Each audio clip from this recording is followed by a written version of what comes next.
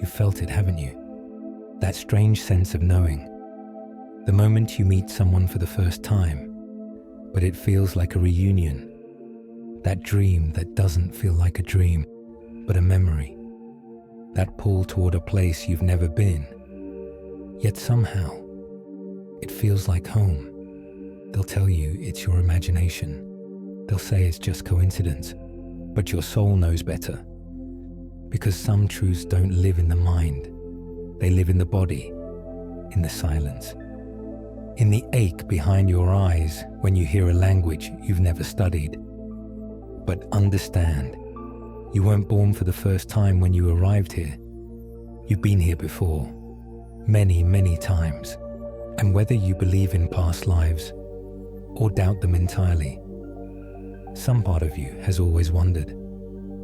Today, we're going to answer that wondering, because there are signs, clear, mysterious, soul-level signs, that your spirit has lived before, and once you see them, you won't be able to unsee them.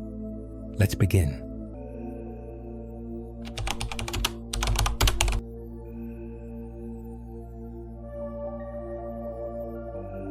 There are things we feel before we understand them, moments that stir something in us, not with logic, but with memory. A kind of ancient memory that doesn't come from this life. You see a stranger's face and your chest tightens. You walk into a city you've never been to and you know the corners. You read a story and you already know how it ends. These moments don't belong to your mind. They belong to your soul. Because while the body is new, the soul is not. And some part of it remembers. Not in the way we remember birthdays or names or how to drive, but deeper, like a song you haven't heard in years. But when it plays, you somehow still know every word. That's how the soul speaks. It's not loud. It's not logical. It whispers. And if you've reincarnated many times, those whispers are everywhere. They show up in the way you carry certain emotions. As if they've lived in you for centuries. They show up in the way you instinctively protect others, as if you've done it before. They show up in the silence between words, when something unexplainable passes through you. You may have thought you were broken, too sensitive, too serious, too curious. But what if you're just remembering? What if that heaviness you've carried since childhood isn't yours alone, but the echo of a life long past? What if your grief is the residue of a love you lost lifetimes ago? What if your longing is not for something ahead of you, but something you left behind? Science can't measure this, but your soul doesn't need science to speak. It only needs silence, stillness, and the willingness to feel what doesn't make sense. The mind wants proof, the soul wants truth, and the truth is, you've been here before, over and over. Different names, different bodies, different stories. But beneath them all, the same light, the same witness behind your eyes. This chapter is not about answers. It's about a remembering, a gentle return.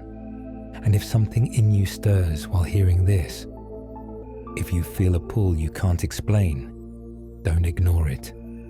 That's not a thought. That's not a belief. That's your soul, knocking. Somewhere deep in you, you've always known that this world didn't begin when you were born, that this life isn't your first, and that your story didn't start with your name. You feel it when you look into a child's eyes and see wisdom they couldn't have learned. You feel it when you hear a language you've never studied, but your body leans in as if it remembers the shape of its rhythm. You feel it when you wake up from a dream that feels older than time. Because this isn't your first time here. It's easy to forget. The noise of this life is loud. We're trained to believe we are new, a blank slate, an accident of biology. But the soul knows better. and it never forgets. Every ancient tradition has said it in their own way. In the Vedic texts of India, they call it samsara, the wheel of birth and death. In Tibetan Buddhism, they describe the bardo, the space between lives, where the soul prepares to return. Even early Gnostic Christians believed the soul passed through many realms, learning, shedding, evolving. You are not a random event. You are a continuation. Your essence has worn many faces, walked many roads, fought and loved and lost and risen, again and again. And yet, you've always been you. The core of your consciousness, the silent witness, has never left. The form changes, but the light behind the form remains. And if you've ever had a moment where time seemed to stop, where everything felt strangely familiar, where you knew something without knowing how, that was not a glitch. That was a glimpse, a breach in the veil, a moment where past and present collided. There are places you haven't been, but already miss. There are people you just met, but already trust. There are lessons you're tired of learning, because you've been learning them for lifetimes. The soul is patient. It doesn't rush. It waits for you to remember. And when it's time, when the moment is right, it will show you what's been hidden all along. That's what this journey is about. Not escaping, not ascending, but remembering and returning. Because life doesn't begin and end the way we think it does. It moves in spirals, in rhythms, in sacred loops. And your presence here, now, is not an accident. It's the next chapter in a book your soul has been writing for centuries. So listen closely, because as we move forward, the signs will begin to reveal themselves. And the life you thought was yours will start to feel much, much bigger. If the soul has lived before, why don't we remember? Why do we come into this world with no memory of the lifetimes we've walked, the people we've loved, the promises we made? Why are we born again with a mind that knows nothing, but a heart that still aches for things it can't name? The answer is older than language, and it lives in every sacred tradition across the earth. The ancient Hindus spoke of Maya, the illusion of separation that keeps us dreaming. Buddhist teachings call it avidya, a veil of unknowing, a spiritual amnesia we must slowly awaken from. Plato wrote of the river Lethe, where souls drank to forget their former lives before reincarnation. And in the mystical writings of the Kabbalah, they say the soul is kissed by an angel before birth.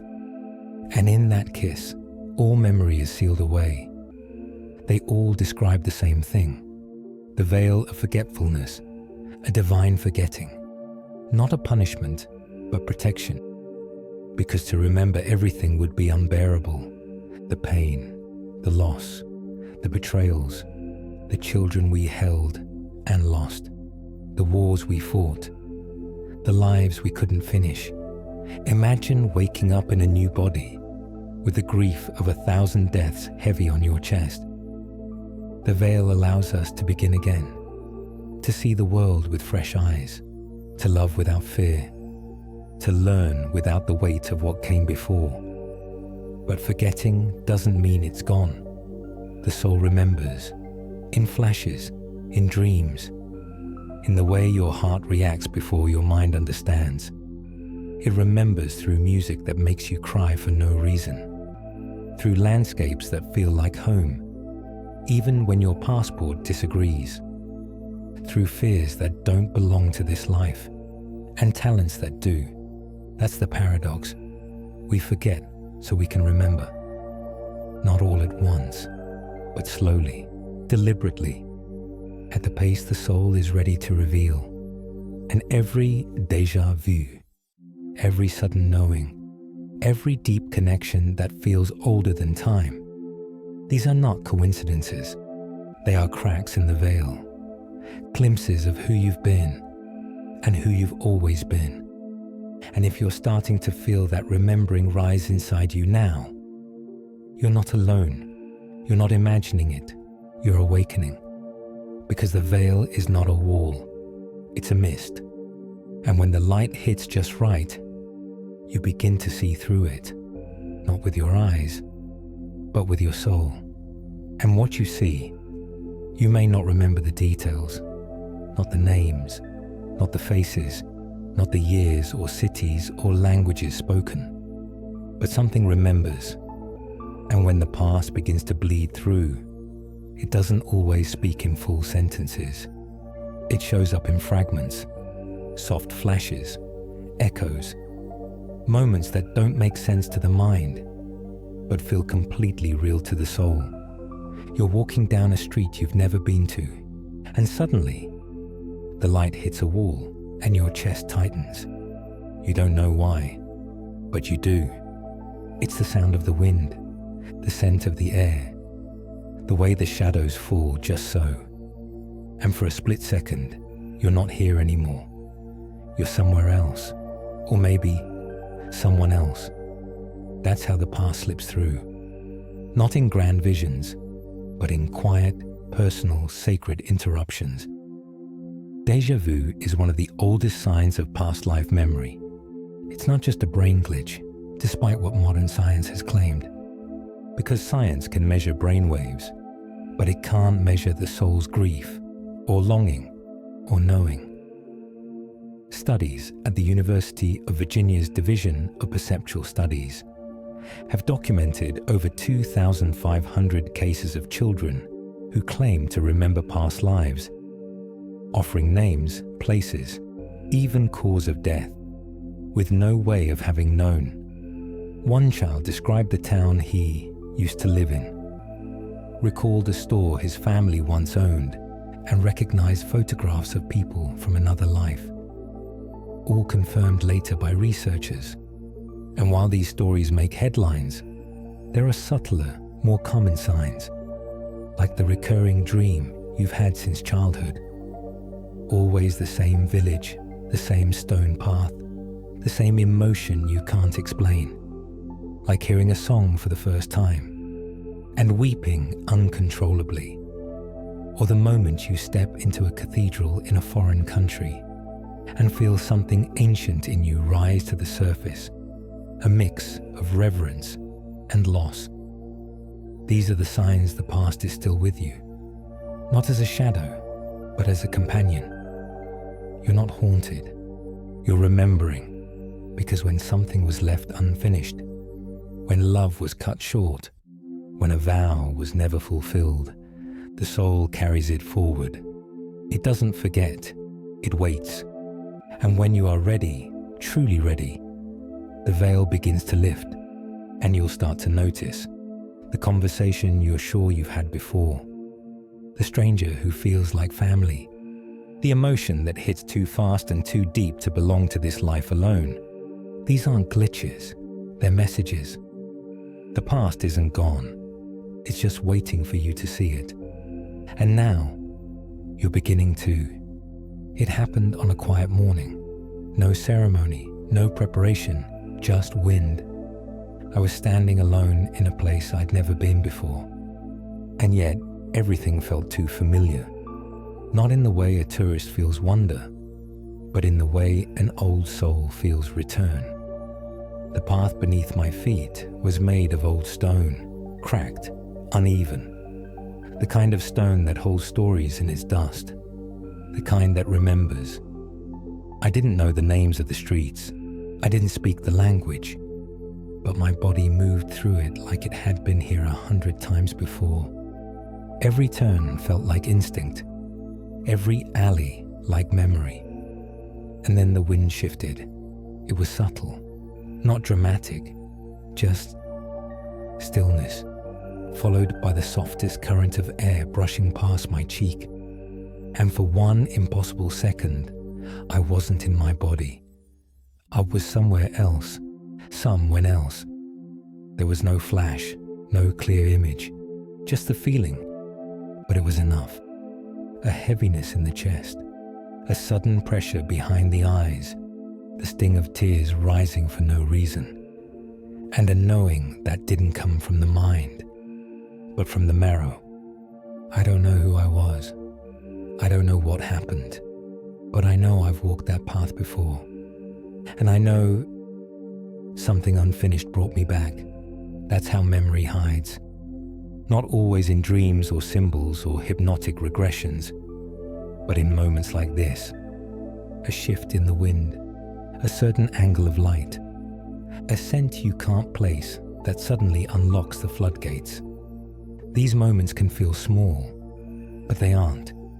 They're the soul's way of speaking, and when it speaks, you feel it in your whole being. That day I didn't talk about it. Not to the person I was with, not to anyone. I just stood still for a moment, let the tears fall quietly, and whispered a thank you. Because even though I didn't understand it all, I didn't need to. The remembering itself was enough. I've come to believe that these moments aren't random. They're invitations. They don't always make sense. They don't always come with clarity, but they come when we're ready, when something in us is soft enough, still enough to listen. So if the wind ever shifts and something stirs in you, don't dismiss it. That's not your imagination. That's a soul memory, finding its way home.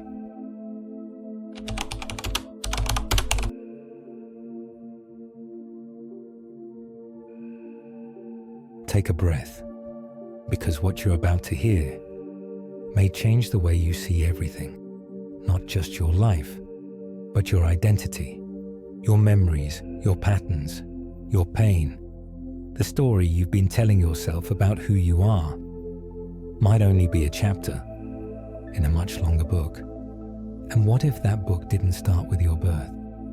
What if the first line was written lifetimes ago, on another continent, under a different name, in a body that no longer exists, but a soul that never left? What if everything you're drawn to, everything you fear, everything you feel deeply, is not just the product of your childhood, or your personality, or your trauma, but echoes from a life you once lived and left unfinished?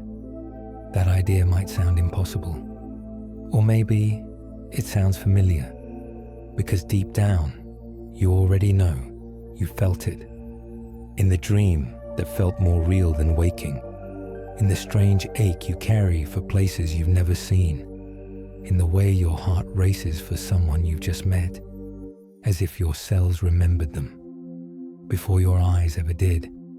This is not about belief, it's about recognition, because once the signs begin to reveal themselves, you'll start to see them everywhere.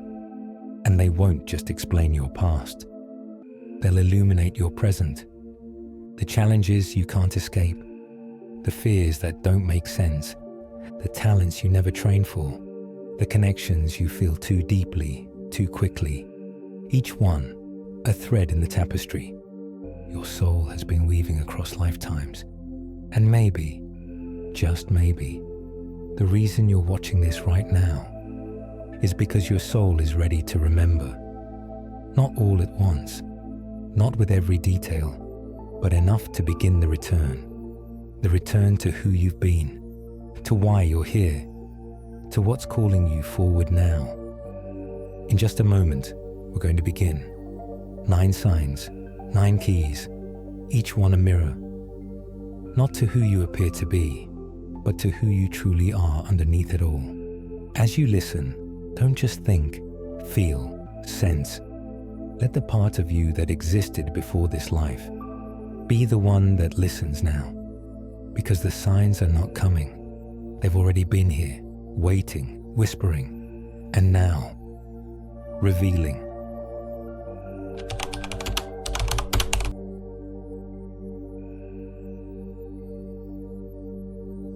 It happens in a moment.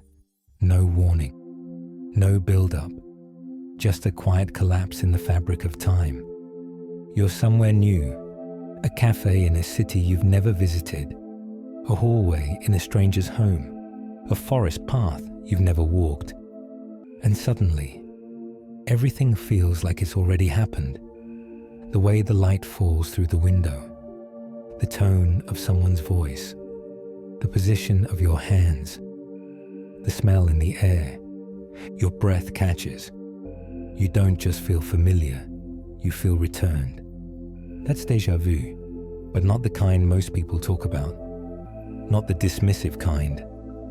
Not a glitch in your brain's memory circuit. Not a random overlap between the left and right hemispheres. This is something deeper, older, sacred. Because what if déjà vu isn't a malfunction, but a message? What if it's the soul whispering, "You've been here before"? Researchers have tried to explain it. Some say it's a mismatch between perception and memory, a lag in brain processing that creates the illusion of familiarity. But those who've experienced it at full intensity know it's not that simple. Because when true déjà vu happens, it's not just the scene, it's the feeling. You don't just recognize the moment, you feel woven into it, like you're stepping into a loop, a ripple from another time.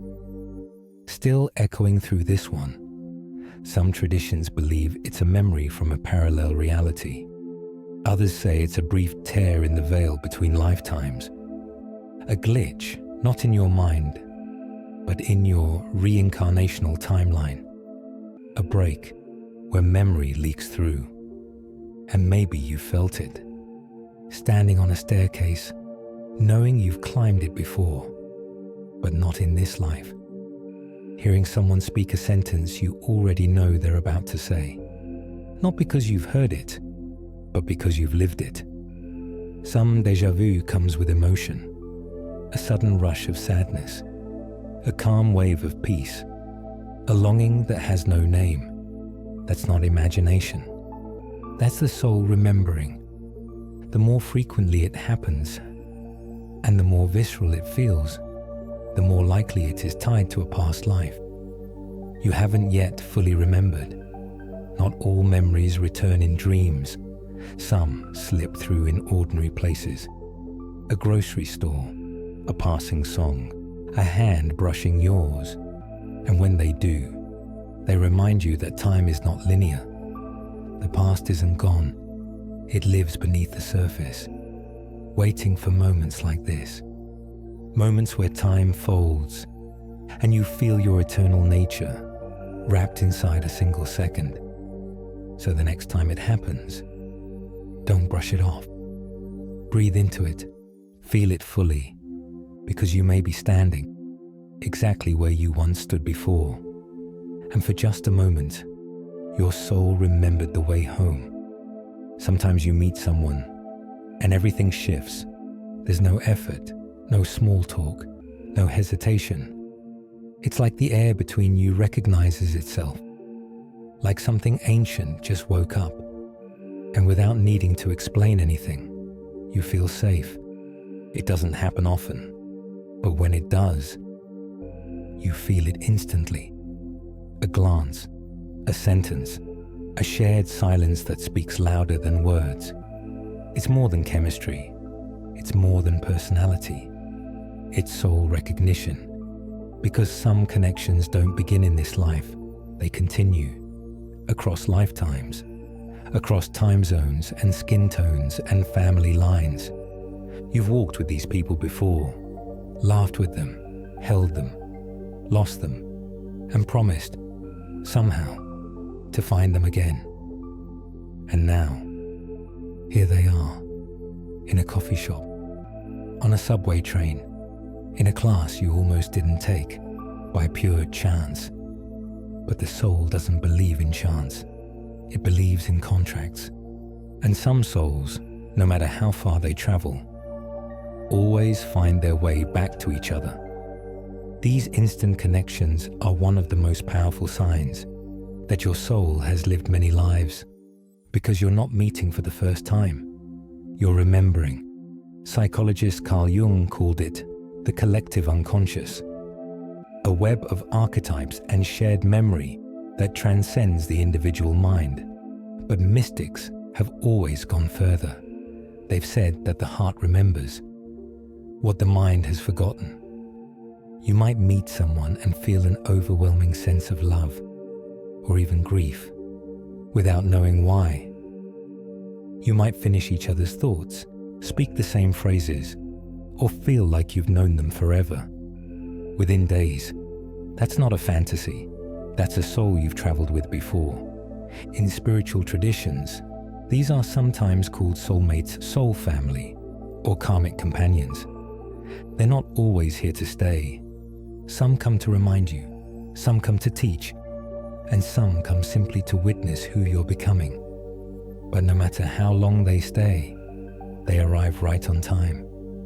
So if you've ever felt that sudden flood of closeness, that peace in the presence of a stranger, that magnetic pull you can't explain, don't doubt it. Your mind may be meeting them for the first time, but your soul has been waiting. And in that reunion, even if it only lasts a moment, something is healed. Because every lifetime leaves behind threads, and when the right soul tugs on one, you remember what it means to be seen, not for who you've become, but for who you've always been. Some things come to you too easily. You pick up an instrument, and your hands move like they've been waiting. You draw your first face, and it feels like muscle memory. You speak a new language, and the sounds feel natural in your mouth, as if they've lived there before. People call it talent, gift, luck, but sometimes it's memory. Not memory from this life, but from the lives that came before.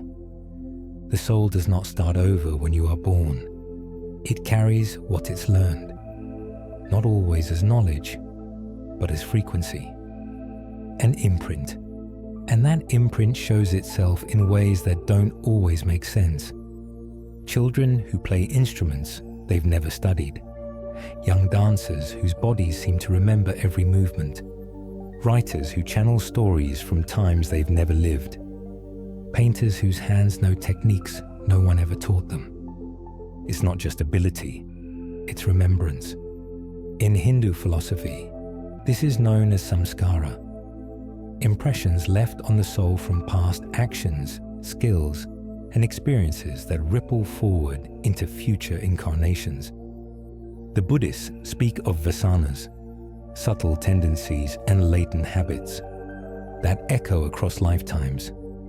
You don't need to believe in these traditions to feel the truth of them. You just need to notice. Notice how some things come easier than they should. Notice the way your body just knows. Notice what lights you up before anyone teaches you how. Because when a soul has spent lifetimes learning an art, a practice, a craft, it doesn't disappear, it waits. And when the time is right, it rises again. There's a reason you're drawn to certain expressions, a reason some mediums feel like home, a reason you learn some things faster than others. The soul is not just here to survive, it's here to express, to create, to continue what it began long ago. And sometimes that gift, that instinct, that sacred ease, is your soul reminding you what it already knows. It's not always a grand performance. Sometimes it's subtle, like the way you soothe others without effort, the way you speak truth without fear, the way your hands feel steady when you create.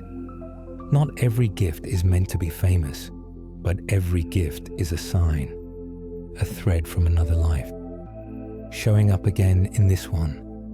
So if you've ever wondered why something comes to you so naturally, don't question it. Honor it, follow it, listen to it. Because the soul speaks through action, just as much as memory. And what feels easy might be something you spent lifetimes perfecting.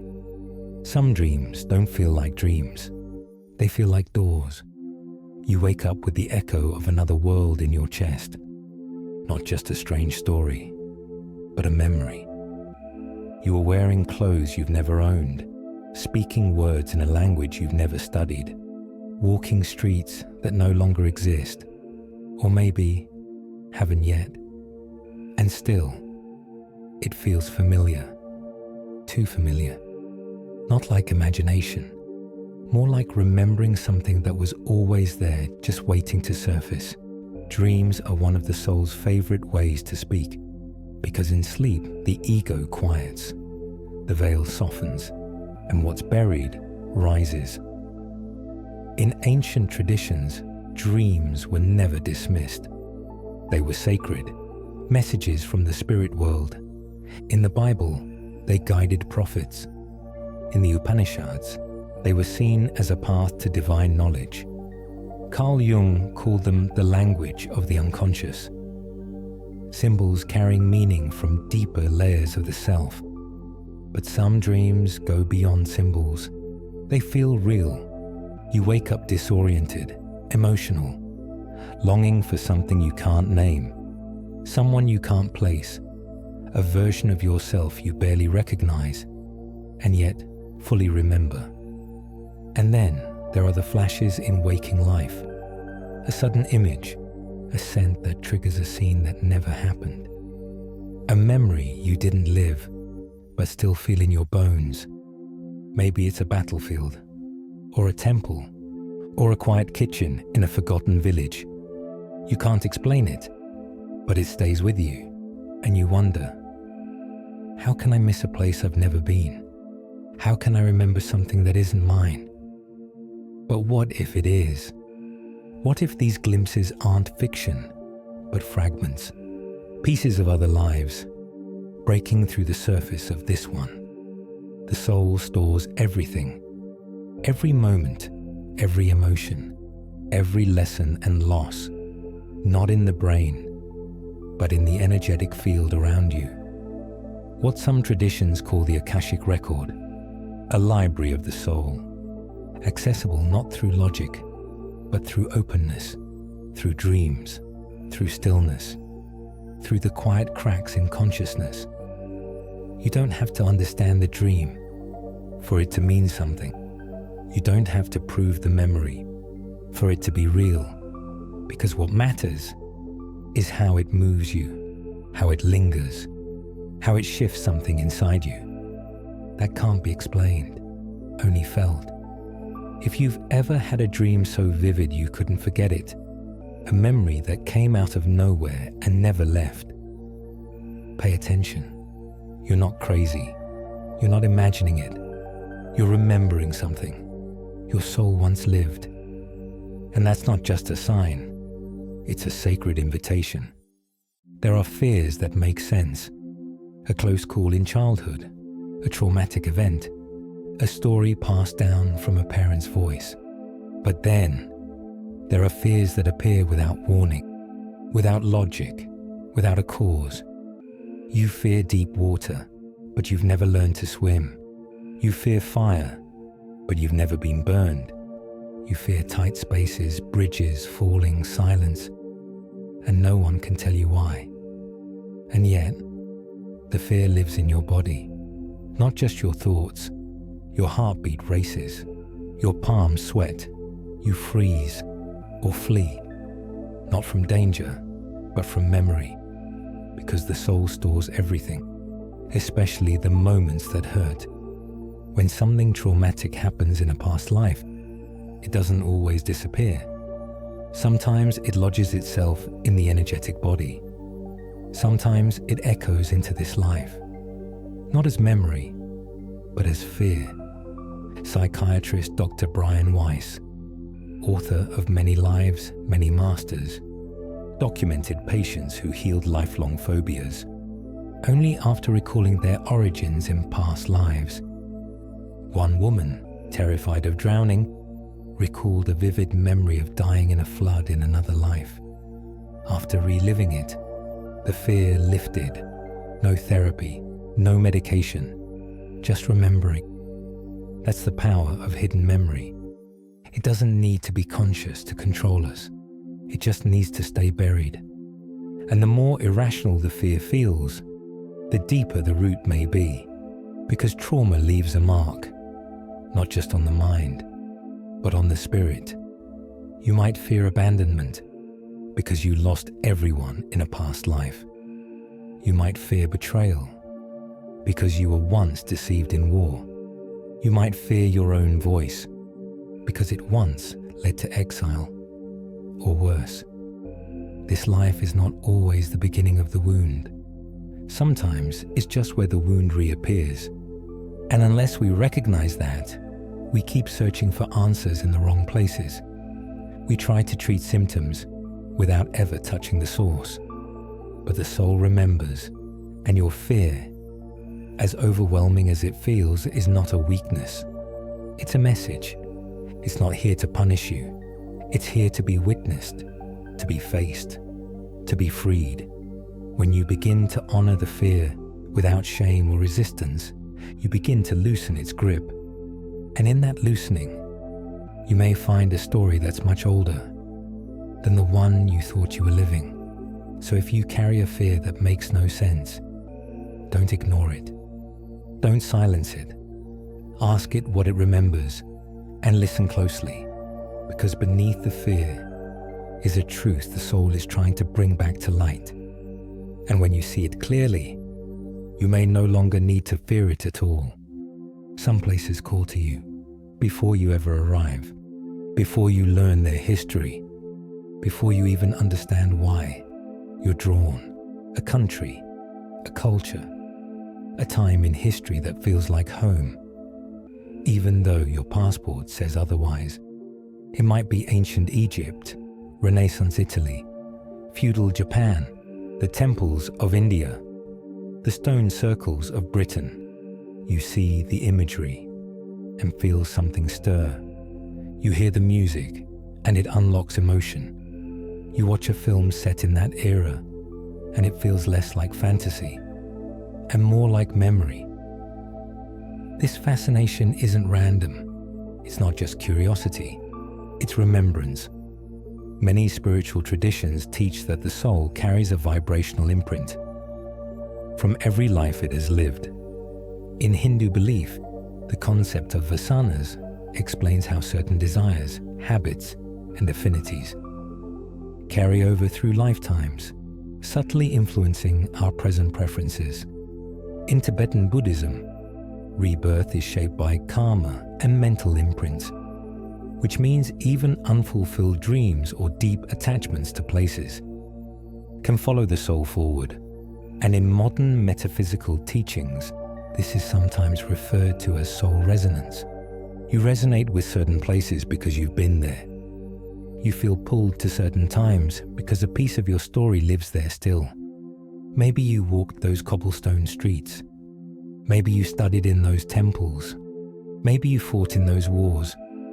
Or maybe you simply loved someone there in a way that etched the land into your spirit. Sometimes the longing is sweet. Other times it's heavy, a feeling of grief for a place you've never seen, a sense of homesickness with no clear home. This longing is one of the most powerful signs of past life recall, because the soul doesn't attach to just anything. It remembers what shaped it. Even children display this. Some become obsessed with certain historical periods, certain cultures, certain aesthetics, with no outside influence to explain it. They dress in ways that don't match their age, speak of lives they never lived, gravitate to music from centuries ago, and cry when it ends. And maybe you felt it too. You step into a museum and your heart beats faster. You read about a civilization and feel protective of it. You see ruins and feel like they're speaking directly to you. That's not fantasy. That's the soul remembering the land it once walked. And when that kind of fascination appears, deep, inexplicable, and emotional, don't ignore it. It may not just be about beauty. It may be about unfinished stories, unspoken truths, or simply a place your soul once called home. And maybe, just maybe, it's calling you back to remember who you were, so you can become who you are. Some people feel the world too deeply, even as children. They watch instead of speak. They listen to silence. They ask questions that carry the weight of centuries. While others chase noise and novelty, they find peace in stillness. They cry at beauty, feel sorrow for strangers, and look at the stars like they've seen them before. These are the old souls. And if you've always felt just a little out of place, a little older than your body, a little quieter than your peers, you may be one of them. It's not about how much you've read. It's not about intelligence. It's not even about age. It's a presence, a heaviness in the eyes, a wisdom that doesn't match the calendar. Many children show signs of it early. They're the ones who comfort adults during grief, who sit apart at recess, watching instead of playing, who ask why we're here before they can even spell the words. And it's not something they learn. It's something they remember. In reincarnation teachings, the soul carries not just memories, but maturity, a refinement of energy from many lifetimes of living, loving, losing, and learning. An old soul doesn't always have answers, but they carry the questions like sacred fire. In Sufi mysticism, they speak of the silsila, a spiritual lineage that passes through lifetimes and marks the soul with signs of deep remembering. In Taoism, they say those who walk the Tao may appear strange to the world because they walk by ancient rhythm, not modern noise. Maybe you felt it. You've tried to fit in, but the conversations felt too shallow. You smiled at parties, but longed for forests. You've stood in rooms full of people and felt completely alone, not because you're broken, but because your soul remembers something deeper. You carry knowledge you didn't study. You feel truths you haven't been told. You sense the rise and fall of things before they happen. And you carry a kind of fatigue, not just of the body, but of the world. It's not sadness.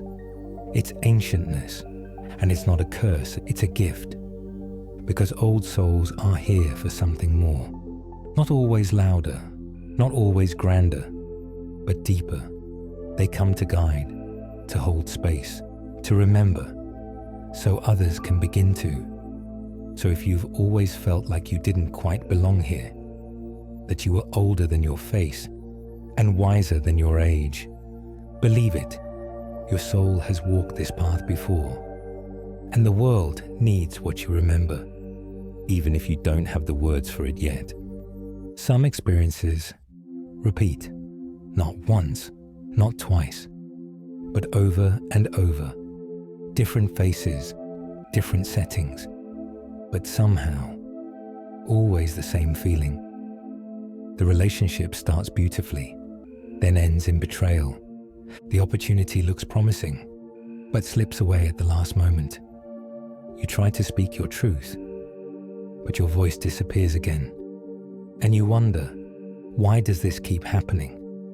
Why do I attract the same pain, face the same obstacles, fall into the same emotional traps, no matter how much I try to grow? It's not just chance. It's not just poor choices. It's not even bad luck. It's memory and it's invitation. Because what we don't heal, we repeat. And what we don't resolve in one life, the soul brings back in the next. Not to punish, but to complete the lesson. Reincarnation is not just about returning. It's about remembering what still needs to be understood. Where the soul got stuck, what it avoided, what it couldn't bear to face last time. So it creates the stage again. Different cast, same scene, until something changes. The Sufi mystics say, the wound is where the light enters, but it can only enter if we stop running from the wound. If we finally turn around and say, I see you, I'm ready now. In Buddhist psychology, these are called karmic loops, lessons that appear again and again, because the soul is trying to restore balance. trying to wake you up to a deeper truth. Maybe you've noticed it. The way you keep choosing people who don't choose you back. The way money always slips through your fingers. The way your confidence rises, then collapses under old voices. It's not because you're broken. It's because you're being shown where to look. The pattern is the teacher. The repetition is the message. And when you finally stop asking, why me? And start asking, what is this showing me? Something shifts. The energy breaks. The wheel slows. And the cycle begins to dissolve. You are not here to suffer the same pain forever. You are here to understand it, to alchemize it, to release it. Not just for yourself, but for every version of you that ever carried it. So if life keeps handing you the same lessons, look closer. That isn't a curse. That's a soul contract, coming due. And when you finally see it clearly, when you meet the pattern with presence instead of resistance, you may just feel something ancient inside you. Let go. There's a longing inside you. You've never been able to explain. It doesn't speak in words. It hums beneath your daily life. A soft ache, a restless pulse, like you're searching for something, but you're not sure what. You felt it in the middle of the night, in the silence after the noise, in the moment right after joy fades, when something deeper tries to speak. You've achieved things, met people, traveled far, but the feeling never quite leaves. Something is still missing, or maybe something was forgotten. This is one of the clearest signs your soul has lived many lives, because when a soul has traveled far, it remembers. And even if you don't know what you're looking for, some part of you knows it's not here yet, not fully.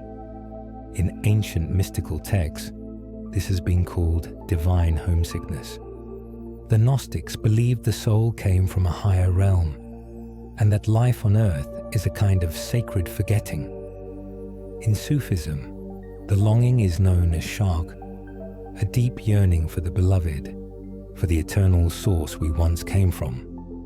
But in modern life, we don't talk about it. We call it anxiety. We call it ambition. We call it emptiness. But it's not emptiness. It's memory. The memory of something lost. Or maybe something waiting to be found. That longing is not weakness. It's guidance. It's the soul's compass, pulling you toward experiences, teachers, and moments that will help you remember what you came here to do.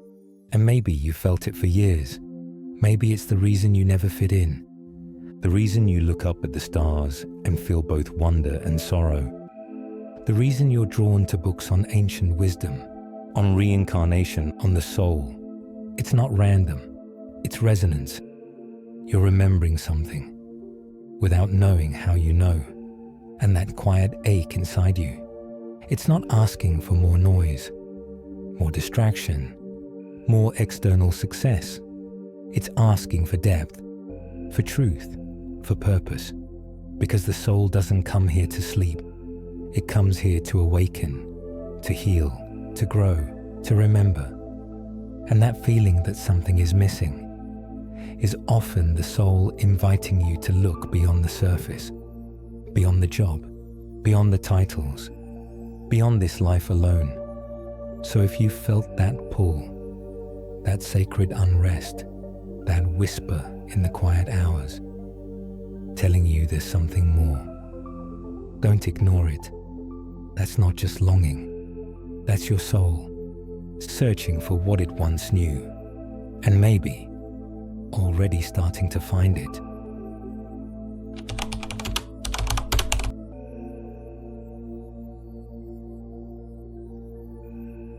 The signs are not just reminders, they're mirrors, each one pointing to something deeper.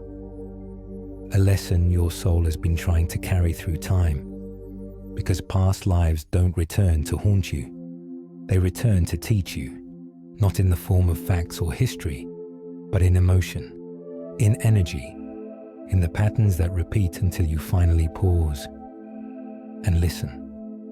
You may not know who you were, what land you lived in, what name you carried, but you know how it felt. You know the ache that keeps showing up in new forms. You know the cycle that never quite resolves.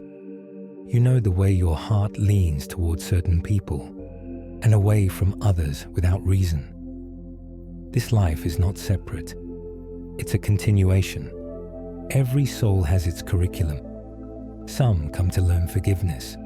Some come to learn how to stay. Some come to break free. Others to remember love after lifetimes of loss. And if you listen closely, your life has already been telling you what yours is. What triggers you, what heals you, what awakens you. The things that feel the hardest. They're often not new. They're the unfinished stories from the lifetimes that came before. But here's the sacred truth. You came here to resolve them, to carry the wisdom forward, not the weight. And every time you choose differently, every time you bring awareness to an old pattern or compassion to an old wound, you're not just healing this life, you're healing all the lives that echo within it. Carl Jung once wrote, "Until you make the unconscious conscious, it will direct your life and you will call it fate." But fate isn't fixed. It's memory, waiting to be seen, waiting to be rewritten. When you recognize that the same lesson has shown up in many faces, many forms, you start to realize it's not here to punish you. It's here to free you. You don't need to recall every past life to receive its teaching. You only need to notice how this life feels, where it flows, where it resists, where it asks you to become something more than you were the last time. And when you do, something begins to change. The fear softens, the cycles break, the story shifts, because now you're not just living your life, you're honoring your soul's journey. And with that awareness, this life becomes more than a chapter. It becomes a turning point. Some people come into your life and everything changes, not slowly, not over time, but instantly, like the click of a lock turning, like something ancient falling into place. You look into their eyes and you don't just see them. You remember them. You feel a warmth, a knowing, a deep pull that words can't explain. Maybe it's love, maybe it's friendship, maybe it's conflict that feels too sharp, too familiar for someone you just met. That's not coincidence, that's reunion. Because the soul doesn't travel alone. It returns in groups, families of spirit, woven together by shared lessons, karmic threads, and sacred contracts. These are your soul group, the ones you meet again and again, across lifetimes, in different roles, under different names, but with the same purpose: to evolve, to remember, to help each other awaken. Sometimes the one who was your mother becomes your daughter, the friend becomes the lover, the rival becomes your teacher. The roles change, but the essence remains. In Hindu and Buddhist teachings, this is known as Sangha, a spiritual community, not just in this life, but across the river of rebirth. The soul contracts you make with them are not always soft. Some are forged in pain, in challenge, in endings. But even those contracts serve a purpose. The one who breaks your heart may be the one who agreed to teach you self-worth. The one who abandons you may be helping you discover your own strength. The one who pushes you to your edge may be fulfilling a promise to help you grow. And yes, sometimes, the ones you love most don't stay. But that doesn't mean they weren't meant to come, or that the love was any less real. Soul contracts are not always about time. They're about impact. And when they're complete, the bond shifts, but the connection never fully ends. You might feel it in dreams, in a sudden wave of emotion, in a memory that doesn't belong to this lifetime, but still brings tears because they're still with you, just in a different way. So if someone enters your life and everything inside you recognizes them, pause, listen. They may have walked beside you for lifetimes, and if someone leaves before you are ready, trust that the contract may be complete, but the love is eternal, because soul groups don't just meet once, they find each other again and again, until the work is done, and when it is, they meet in peace, in silence, and in love that asks for nothing but presence. What if this isn't your only home? What if Earth wasn't the beginning? You felt it, haven't you? That strange distance, as if you've always been watching the world. Just a little bit from the outside. The sense that you were dropped into this body with a memory you can't explain and a mission you can't quite name. For some, that feeling goes deeper. A longing for stars, a pull toward the cosmos, a grief that comes when you stare into the night sky, not because you feel small, but because you feel like you've been there before. Ancient traditions have whispered this truth for centuries. The Zohar, a mystical Kabbalistic text, speaks of soul journeys between celestial worlds. In the Vedic scriptures, there are references to lokas, other planes of existence, with beings of intelligence and light, souls moving between realms before returning to the physical. Even Plato described the soul traveling the heavens, between lifetimes gathering knowledge from the stars, before entering the body again. And in many modern spiritual teachings, the concept of non-human incarnations is not fantasy, but memory. Some souls have lived lives not as humans, but as beings of pure energy, as light, as wisdom itself, not bound by time, not shaped by form, but still evolving. These lives may have taken place in dimensions we cannot yet measure, or on planets whose names we do not remember. And while it may sound impossible, it explains something many people feel, that the world feels strange, that emotions feel unfamiliar, that human conflict, this obsession with separation, ego, and survival, feels unbearably heavy, because for some souls, this isn't the first time they've come to Earth. It's the first time they've been human. And with that comes disorientation, sensitivity, a deep desire to heal what feels broken, without knowing why you care so much. You may feel drawn to stars, to space, to galactic stories, to symbols and languages that no one else understands. You may feel things that aren't yours, because your field is tuned to a different level of vibration. That's not fantasy, that's ancient memory. Not better, not higher, just different. And every incarnation, human or not, has something to teach, to feel, to remember, to ground into the journey of the soul. So if you've always felt like Earth was too heavy, too loud, too slow, maybe it's because you've known another rhythm. And maybe you came here not just to live, but to help, to bring something from the stars into the soil. Because sometimes that the most ancient souls choose Earth not to escape the cosmos, but to anchor it. You've been told karma is a punishment, a system of divine revenge. Do good and good things happen. Do bad and pay the price. But what if everything you were told about karma was only the surface? What if karma isn't judgment, but memory?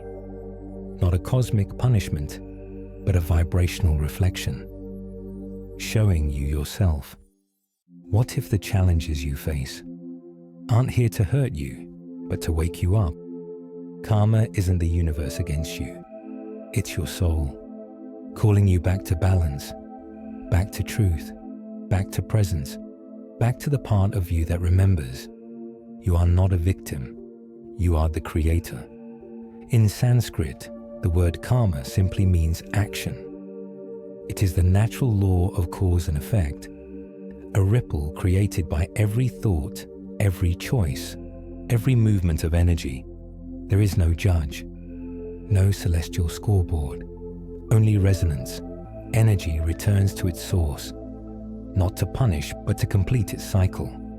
In Buddhist teachings, karma is a teacher, not a sentence, a force that gently, or sometimes forcefully, guides the soul back to wholeness. And in the Bhagavad Gita, Lord Krishna speaks not of punishment, but of liberation. The idea that awareness, right action, and love can release you from karmic bonds. Karma shows up in your patterns, the relationships that repeat, the emotions that rise without reason, the way life nudges you again and again towards something unresolved. It's not here to punish who you were. It's here to help you become who you truly are. And karma isn't always heavy. It's also the blessings, the talents that return, the synchronicities that save you, the kindness that finds you. In moments you thought all was lost. That too is karma, the echo of love returning because you once gave it freely. So when something hard comes, don't say, "Why is this happening to me?" Ask, "What is this trying to complete?" And when something beautiful comes, don't say, "I don't deserve this." Say, "My soul remembers this frequency." Karma is not a weapon, it is a mirror. And when you look into it with humility, with curiosity, you begin to reclaim your power.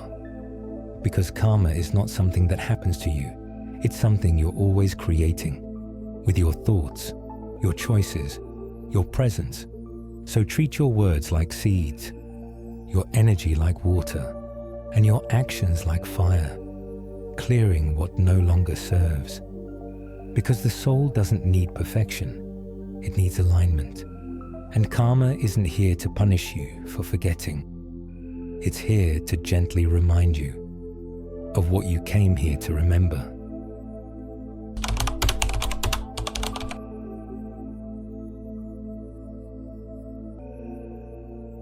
There's a quiet that lives inside some people, a stillness, a depth, a sense that they've seen things the world can't explain. Some call it wisdom, some call it detachment, some call it being different, and often they're right. But not all stillness comes from peace. Not all silence is the sign of a sage, because there's a difference between an old soul and a wounded one. An old soul has seen many lives, carried many names, learned lessons through time and surrender. They move slowly, speak intentionally, and love without fear of letting go. But a wounded soul hasn't had time to heal yet. They carry silence like armor, wisdom like a shield, and love like a question. The two can look similar from the outside, but they feel very different on the inside. An old soul observes because they know how the story usually goes. A wounded soul watches because they're afraid it might go wrong again. An old soul is at peace with not knowing. A wounded soul clings to control because too many things have been taken. One moves from presence, the other from protection. And yet, both are sacred because every old soul was once a wounded one. And every wound, if honored, can become a doorway to depth, but only if it's felt fully, softly, bravely. The wound must be listened to, not just endured. It must be met with love, not buried beneath logic. You may be carrying grief that isn't from this life, a loneliness older than your name, a sorrow that has no beginning and no visible cause. That doesn't make you weak. It means you've been holding too much for too long, and the soul is tired of pretending it's okay, tired of wearing the old soul mask, when really, it just wants to be held. So if you're not sure what you are, old soul or wounded soul, maybe the answer is both. Maybe you're ancient and healing, wise, and still learning how to feel safe. The goal isn't to perform peace. It's to return to it, gently, truthfully. And the first step is to stop confusing stillness with shutting down, to stop mistaking numbness for detachment, to stop performing insight when all you really want is softness. You don't have to prove you're evolved. You just have to be honest about what still hurts, because old souls become whole, not by knowing everything, but by loving what they still don't understand. There are wounds that don't come from this life, fears you didn't learn, patterns you didn't choose, sadness with no clear beginning, longings that feel older than your body. These aren't flaws, they're fragments, pieces of who you've been, still trying to be understood. And the question isn't just how to fix them, it's how to listen to them, how to honor them, how to heal them, not just for now, but for every lifetime they've touched. Because healing is not forgetting, it's remembering with compassion. You may carry the echo of abandonment from a life where you lost everyone, or the fear of your own voice, from a life where truth cost you everything. You may carry guilt that doesn't make sense, or the urge to run when things get too safe, because once, safety was the moment the pain began. These memories live in your energetic body, what ancient yogic teachings call samskaras, imprints left on the soul through repeated thoughts, actions, and emotions. They are not curses, they are callings. Callings to bring awareness where there was once reaction, love where there was once survival, light where there was once silence, and to heal them. You don't need to see every past life. You only need to feel the one you're in, fully, honestly, without flinching. When something arises, a pattern, a fear, a pain, pause. Ask yourself, what does this remind me of? Not just from now, from before. What does my body feel? Where does it tighten? What emotion surfaces when I let go of the story? Because the body remembers what the mind forgets. And when you give that sensation space, when you breathe into it without trying to fix it, you begin to rewrite the karmic thread. One moment of awareness can dissolve lifetimes of reaction. And sometimes healing comes in unexpected ways. A dream that lets you weep, a place that helps you release, a stranger who says the thing you didn't know you needed to hear. The soul is always seeking balance, and healing is the soul returning to center, gently, with reverence, with trust. This isn't about erasing the past, it's about integrating it, so it no longer controls the present. You don't heal to become perfect. You heal to become free, and that freedom ripples backward through time. Every time you love where there was once fear, forgive where there was once blame, breathe where there was once resistance, you're not just healing yourself, you're healing the lineage of everyone you've ever been. And that is how the cycle finally breaks. It was a simple moment. No music, no signs, no mystical symbols carved into stone. Just an afternoon, just a feeling. I was walking through a museum, half interested, half distracted, passing through exhibits like most people do, and then I saw it. An artifact from a time I didn't know I knew. A necklace, worn, simple, ancient. I don't remember the description, I don't remember the date. I only remember what happened next, because the moment my eyes met that object, my chest tightened, my throat closed, and tears rose out of nowhere. It wasn't sadness, it wasn't joy, it was a recognition. Something inside me whispered, "You wore that. Not in this life, not in this story, but once, when your name was different and your hands were rougher, and the world spoke in a language no one remembers anymore." It wasn't a thought, it wasn't logic, it was knowing, the kind that lives in your bones, not your mind. I stood there longer than I meant to, trying to gather myself, trying to find words for something that existed long before language. And when I left, I wasn't the same, because something had been returned to me. A piece I didn't know was missing. A truth that didn't need proof, because it wasn't asking to be proven. It was asking to be felt. That's how the past speaks, not always in grand awakenings or detailed past life regressions. Sometimes it's a face in a crowd, a voice in a dream, an object in a glass case that stops your breath mid-sentence, and you remember, not with your thoughts, but with your soul.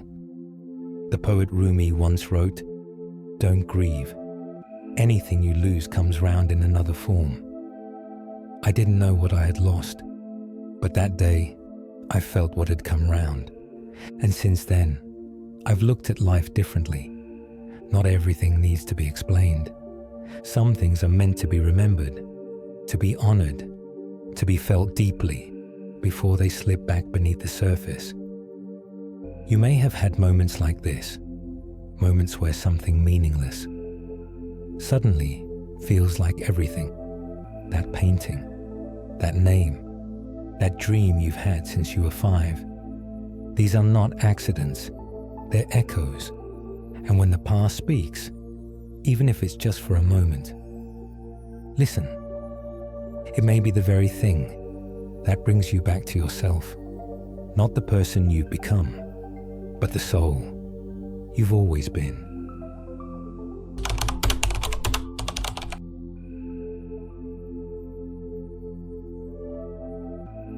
It was a simple moment. No music, no signs, no mystical symbols carved into stone. Just an afternoon, just a feeling. I was walking through a museum, half interested, half distracted, passing through exhibits like most people do, and then I saw it. An artifact from a time I didn't know I knew. A necklace, worn, simple, ancient. I don't remember the description. I don't remember the date.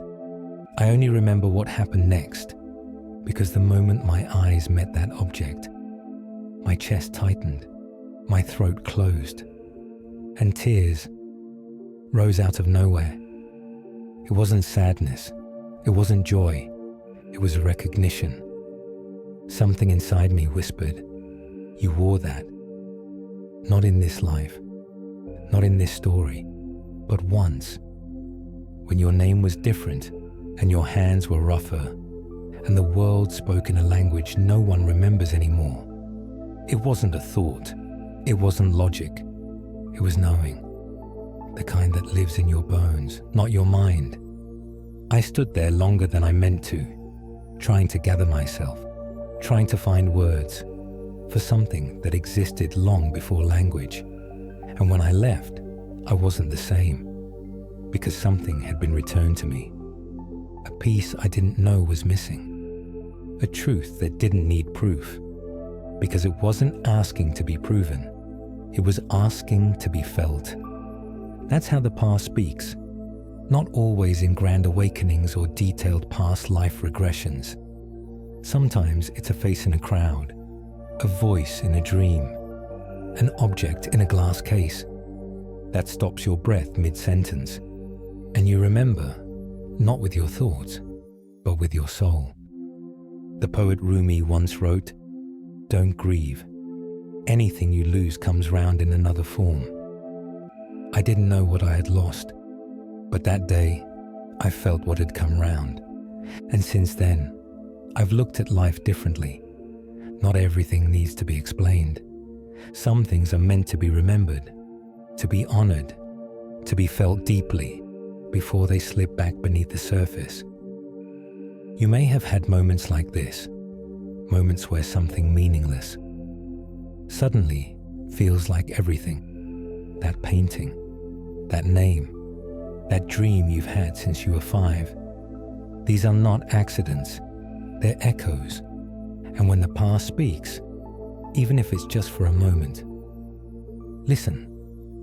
It may be the very thing that brings you back to yourself, not the person you've become, but the soul you've always been. You are not just this moment, not just this name, not just this face, not just this chapter. You are the accumulation of 1,000 lives, 1,000 sunrises, 1,000 last breaths, and all of them live in you now. The way you comfort others without needing to be taught, the way you flinch at things you've never experienced, the way you speak truths that feel older than your mouth. That's not instinct, that's inheritance. Spiritual, emotional, energetic. You've been the teacher, the student, the healer, the hurt, the one who ran, the one who stayed. You've seen kingdoms rise and fall. You've walked through deserts, temples, cities, now buried under stone. You've prayed in languages no longer spoken, loved people whose names are lost to time, and made promises your soul still remembers.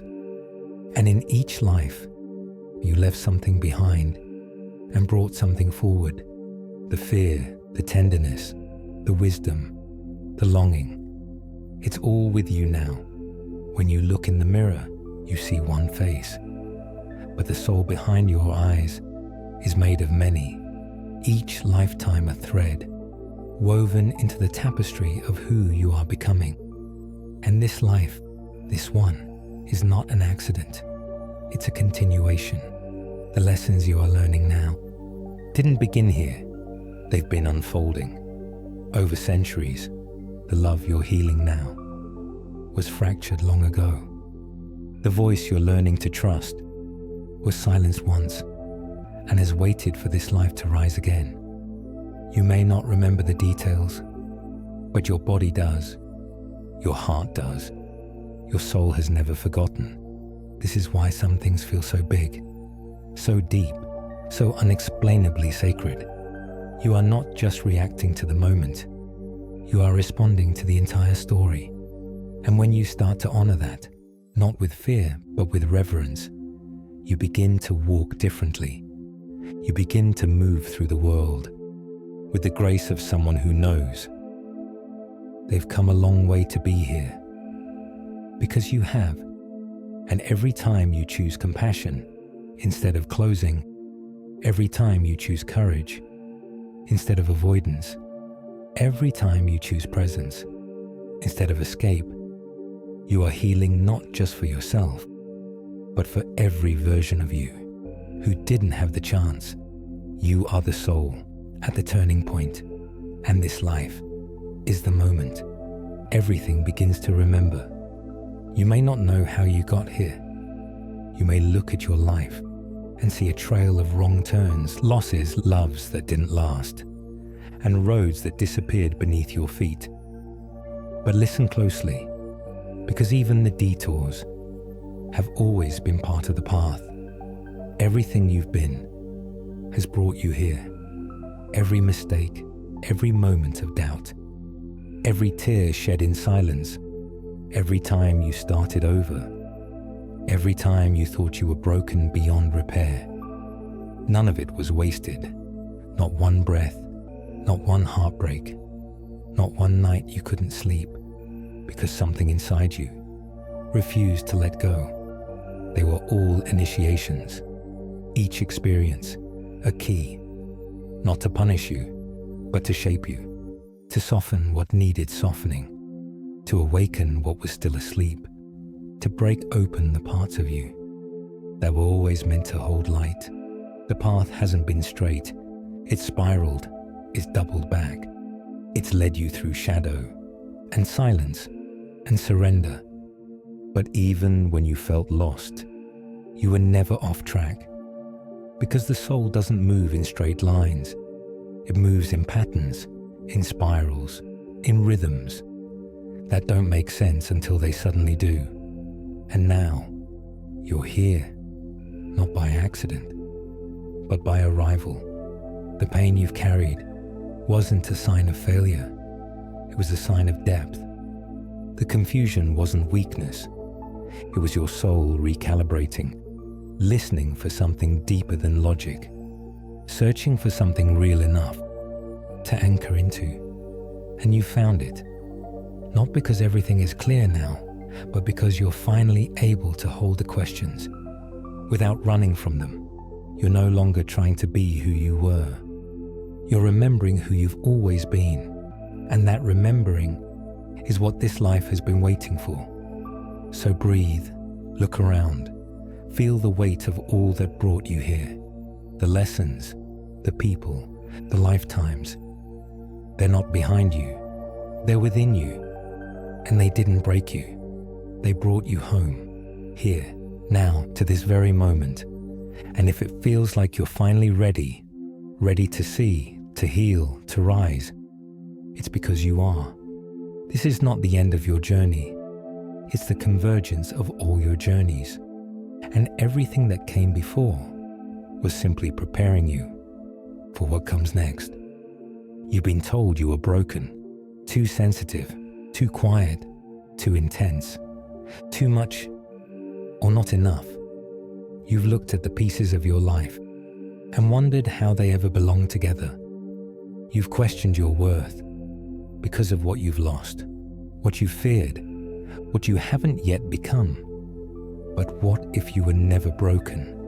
What if the pain, the shadows, the uncertainty weren't signs that something had gone wrong, but signs that something sacred was coming together? We don't blame the seed for breaking open before it becomes a tree. We don't shame the moon for vanishing into darkness before it becomes whole again. So why do we do that to ourselves? You were never meant to stay untouched. You were meant to be transformed. Each crack, a doorway, each sorrow, a teacher. Each moment you didn't know how to go on. A holy pause before something in you rose, stronger than before. In kintsugi, the Japanese art of repairing broken pottery with gold, the flaw becomes the feature, the break becomes the beauty. The object doesn't return to what it was. It becomes more valuable because of what it survived. So too with the soul. You are not here to hide the cracks. You are here to let light pour through them. You've held yourself to impossible standards, tried to be perfect to feel worthy, tried to be silent to feel safe, tried to carry pain that was never yours because you thought love meant enduring. But now, you can let that go. You don't need to be fixed. You need to be seen, not for who you've tried to be, but for who you are. Beneath the armor, because everything you judged in yourself was never a flaw. It was a signal that something deeper was awakening, that you were outgrowing old definitions, old timelines, old illusions.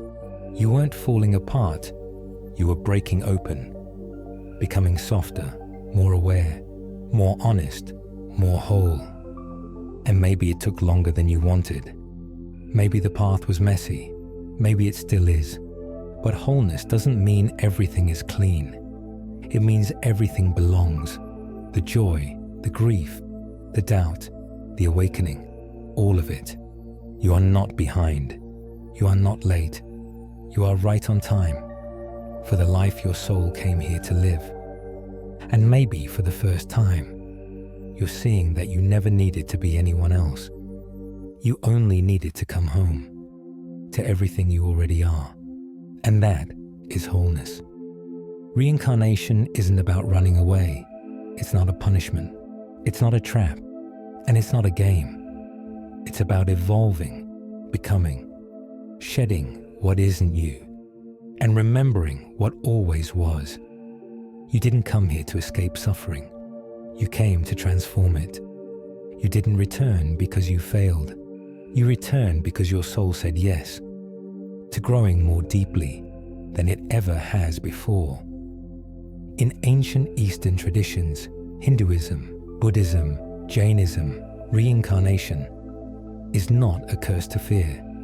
It's a system of grace, a way for the soul to refine itself, to work through karma, to fulfill dharma, to move toward liberation, step by step.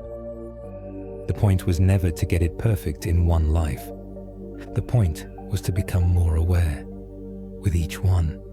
And awareness doesn't come from escaping pain. It comes from moving through it, with presence, with compassion, with the quiet strength that says, I am still here. You've done this before. You've walked away from things that no longer served. You've learned how to forgive. You've felt the full weight of loss and still kept your heart open. That's not escape. That's evolution. The soul isn't trying to bypass reality. It's trying to become more fully present inside of it, to bring light into places where darkness used to live, to bring peace where there was once fear, to hold space for others, because you remember what it felt like to be alone. Some lives are heavier than others. Some are filled with karma to resolve. Some are here to rest, some to teach, some to close ancient chapters. But all of them are sacred. Every breath you take in this body is the continuation of thousands before it. And in this moment, you have more awareness than many of those versions ever did. That is the gift of now. You don't need to earn your way to the next life. You don't need to escape this one. You only need to be fully here, because the only thing the soul is truly trying to do is become more conscious, more aware of what it feels, more honest about what it carries, more loving toward itself and others. Not perfect, not enlightened, just real. So no, you are not stuck in a cycle. You are spiraling upward, returning again and again, not because you failed, but because you're still expanding. And this life, this version of you, might just be the most aware you've ever been, not to escape the human experience, but to illuminate it. That's what evolution looks like, and that's why you came back.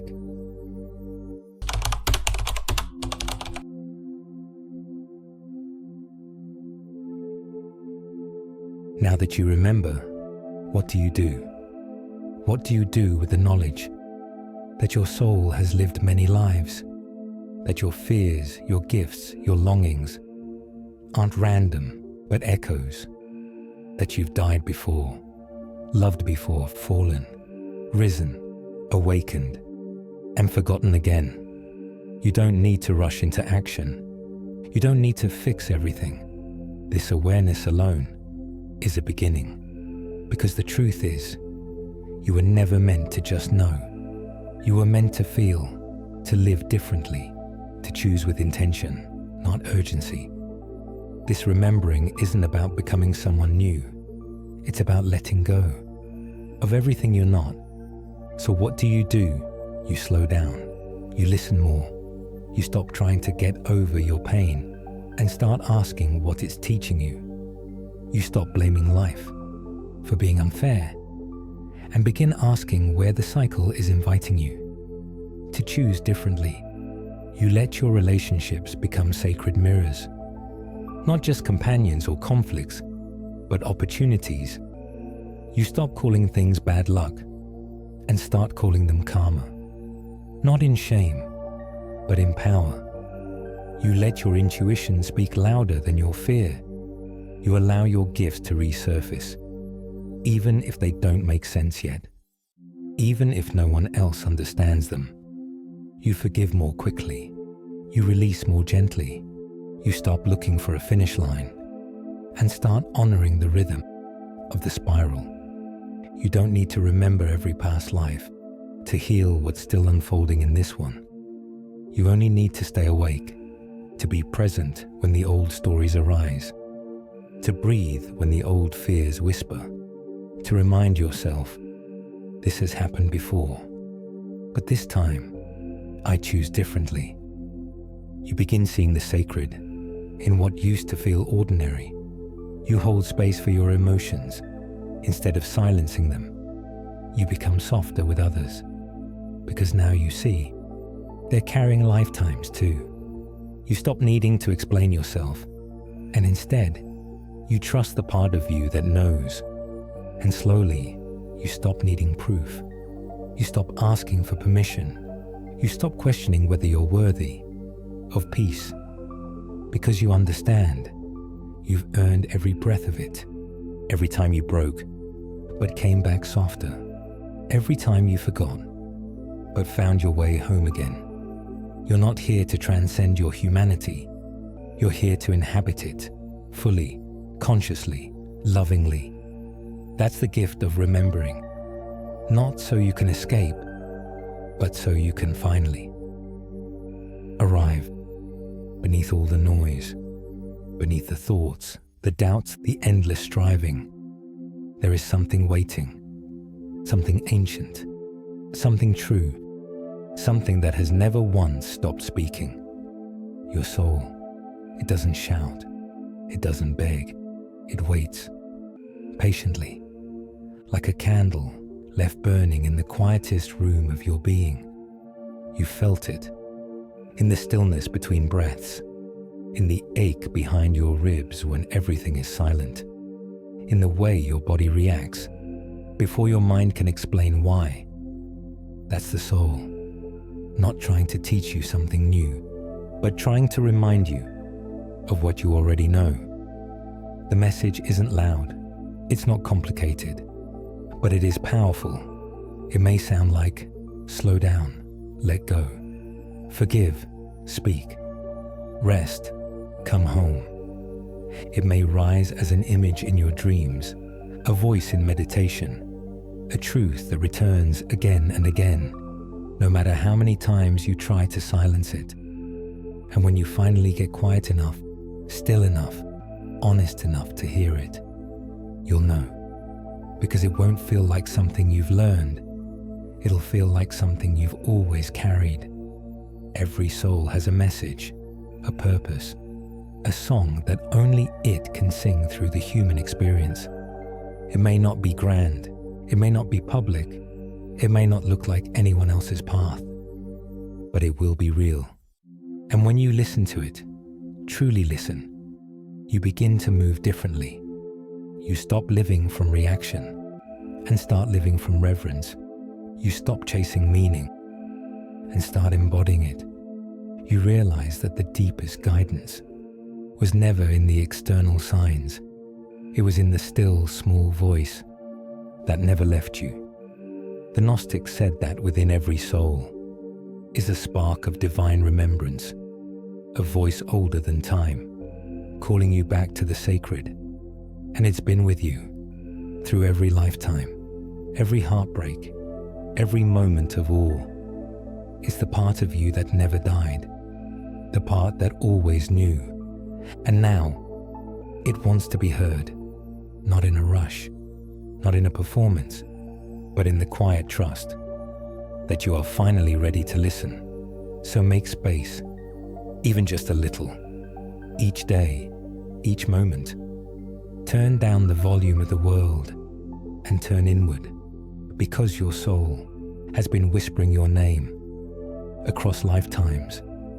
And this life, this very breath, may be the moment you finally answer.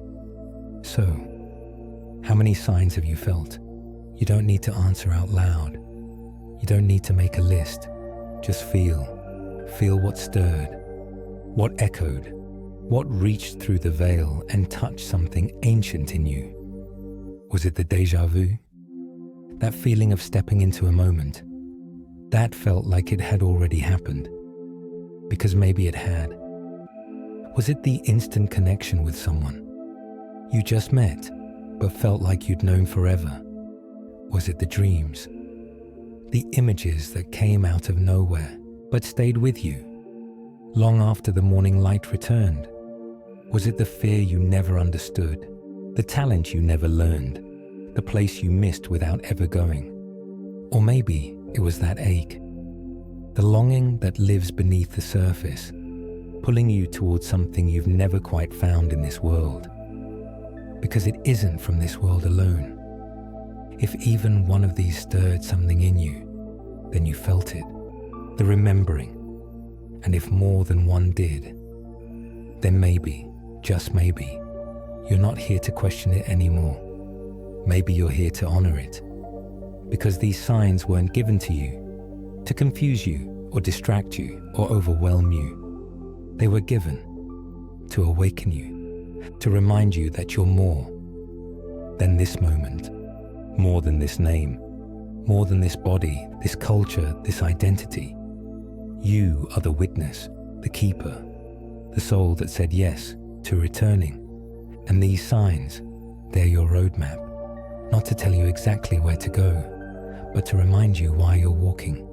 You're not lost, you're not late, you're not too broken to begin. You are right on time. For the truth your soul came here to remember. So take a breath, let it in. Not just the logic, but the feeling, the resonance, the ache behind the words, the silence between them. Ask yourself, which signs found me? Which ones won't leave me alone? Which ones feel like they've been chasing me for lifetimes?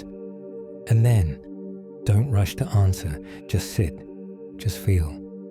Let your soul speak, in the language only you can understand. Because it's not about how many signs you've seen, it's about what they're pointing to. And what they're pointing to isn't far away. It's you, it's always been you. The one who remembers, the one who carries the echoes, the one who came here, not just to live, but to awaken. This isn't the end, it's the return, the circle closing, the soul exhaling, because something ancient in you has been seen, not explained, not proven, just remembered. And that's enough. You don't need to recall every lifetime to feel their presence inside you. You don't need names or dates or perfect clarity. You just need to trust what your heart already knows. There's a memory that lives in you, not in the mind, but beneath it, in the quiet, in the knowing that rises when you finally stop searching. It's the reason you've always felt a little different, the reason some things feel deeper than they should, the reason you've always been looking, not for answers, but for resonance. And maybe now you found it, not in a book, not in a system, but in yourself, in the space between your breaths, in the truth that settled into your bones as you listen to these words, in the parts of you that softened, not because you were convinced, but because you were finally ready to receive. This journey wasn't about becoming someone new, it was about coming home, to someone eternal, the one who's been here before, the one who chose to come back, the one who came not just to remember, but to embody that remembrance.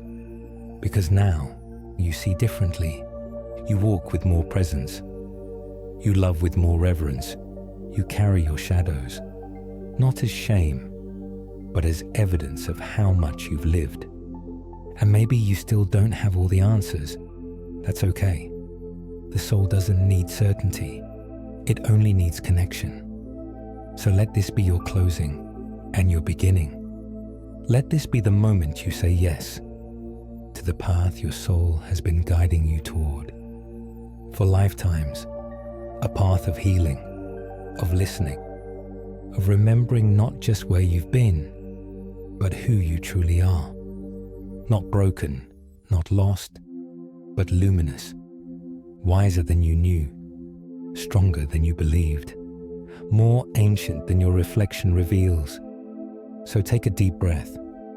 Let everything you've just felt settle, not to be stored away, but to be lived.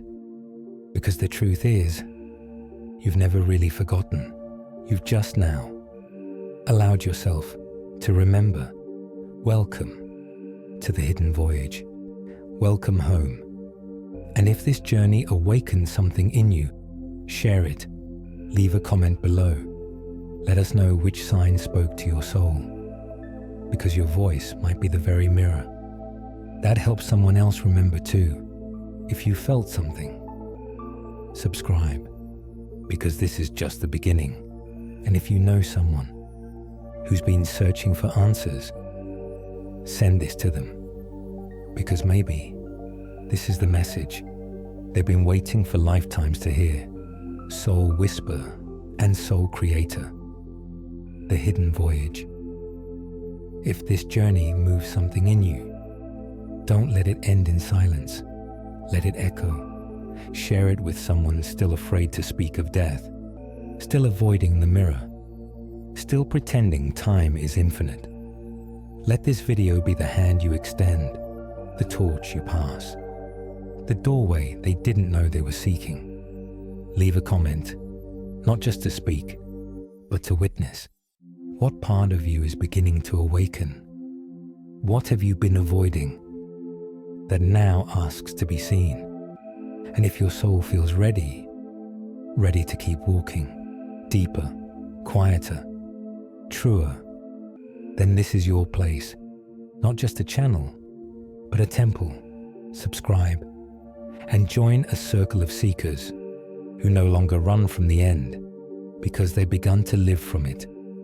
We release these videos like offerings, each one a prayer, each one a mirror, each one a map to awaken before the end, to remember who you are beneath the name, to walk together toward what cannot die, one breath at a time, one truth at a time, one sacred step on the hidden voyage.